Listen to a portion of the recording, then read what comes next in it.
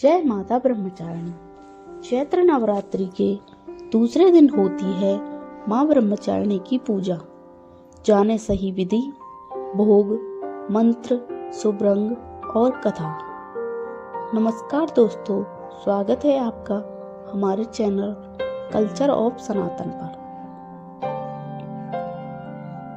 जय माता दी भक्तों, चैत्र नवरात्रि के दूसरे दिन माँ ब्रह्मचारिणी की आराधना की जाती है। आइए जानते हैं माँ ब्रह्मचारिणी की पूजा विधि, भोग, मंत्र, शुभ रंग और कथा के बारे में। आज यानी सोमवार 31 मार्च को चैत्र नवरात्रि का दूसरा दिन है।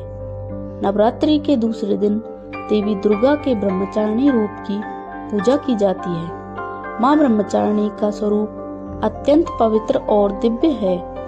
माँ का वर्णन शास्त्रों में ऐसी देवी के रूप में किया गया है जो साधना और तपस्या की प्रेरणा देने वाली है। माँ ब्रह्मचारिणी के एक हाथ में माला और दूसरे हाथ में जलपात्र होता है। मान्यताओं के अनुसार नवरात्रि के दूसरे दिन माँ ब्रह्मचारिणी का पूजन करने से मनचाहा वरदान मिलता है। आइए जानते हैं माँ ब्रह्मचारिणी की पूजा विधि, भोग, मंत्र, शुभ रंग और कथा। माँ ब्रह्मचारिणी की पूजा विधि। माँ ब्रह्मचारिणी की पूजा के लिए सबसे पहले सुबह स्नान कर साफ वस्त्र पहन लें। माँ ब्रह्मचारिणी की पूजा के समय सफेद या गुलाबी रंग के वस्त्र पहनना शुभ माना जाता है। घर के मंदिर को अच्छी तरह साफ कर लें। मंदिर में माँ की प्रतिमा या चित्र को रखें। माँ की प्रतिमा को कुमकुम, अक्षत और भोग लगाएं।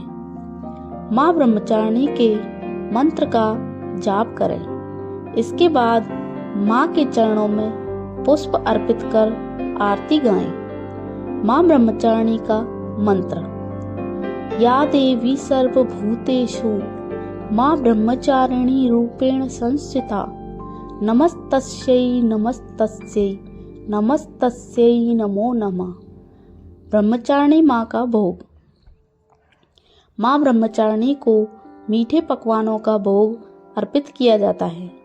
विशेष रूप से माँ को दूध, मिश्री से बनी मिठाइयों या पंचामृत का भोग लगाना शुभ माना जाता है। माँ ब्रह्मचारिणी का शुभ रंग। चैत्र नवरात्रि के दूसरे दिन का शुभ रंग गुलाबी होता है। माँ दुर्गा की दूसरी शक्ति ब्रह्मचारिणी की पावन कथा। माँ दुर्गा की नव शक्ति का दूसरा स्वरूप ब्रह्मचारिणी का है। यहाँ ब्रह्म का अर्थ तपस्या से है। माँ दुर्गा का यह स्वरूप भक्तों और सिद्धों को अनंत फल देने वाला है।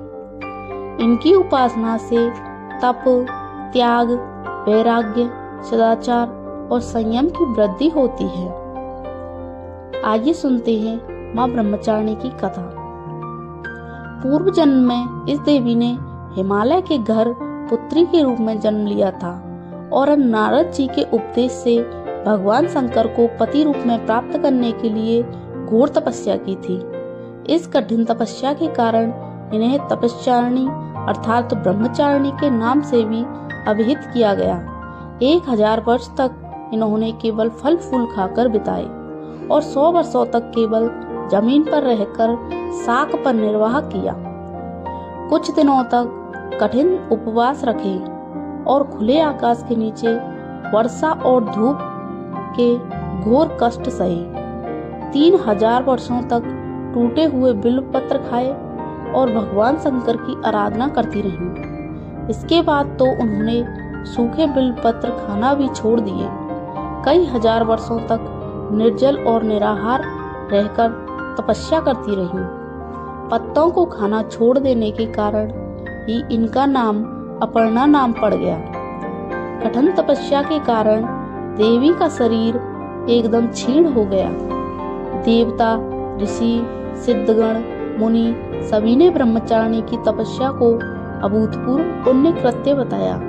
सराहना की और कहा, हे देवी, आज तक किसी ने भी इस तरह की कठोर तपस्या नहीं की। यह तुम्ही से ही संभव थी।